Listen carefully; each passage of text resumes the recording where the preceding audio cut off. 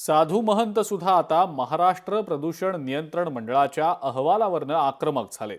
गोदावरी नदीचं पाणी स्वच्छ आहे, तर नाशिकमधल्या गोदावरी नदीच्या पूजेवेळेला पंतप्रधान मोदी बिस्लेरीचं पाणी का प्यायले असा सवाल महंत अनिकेत शास्त्री यांनी केलेला आहे.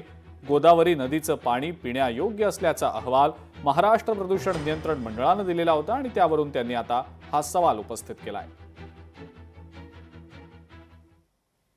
जेव्हा देशाचे लोकप्रिय पंतप्रधान श्रीमान नरेंद्रभाई मोदीजी नाशिक दौऱ्यावरती आले होते आणि तेथे त्यांनी गोदावरीचे महापूजन संपन्न केले, परंतु ते पूजन करतेवेळी त्यांनी आचमन हे बिस्लरीच्या बाटलीच्या पाण्यातून केले.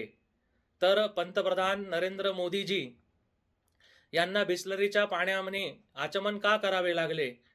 कारण की गोदावरीचं पाणी हे बिस्लरीपेक्षाही शुद्ध आहे असं महाराष्ट्र प्रदूषण नियंत्रण मंडळाच्या वेबसाईटवर उपलब्ध आहे. लोकशाही मराठी ऐका, पहा, जागरूक रहा.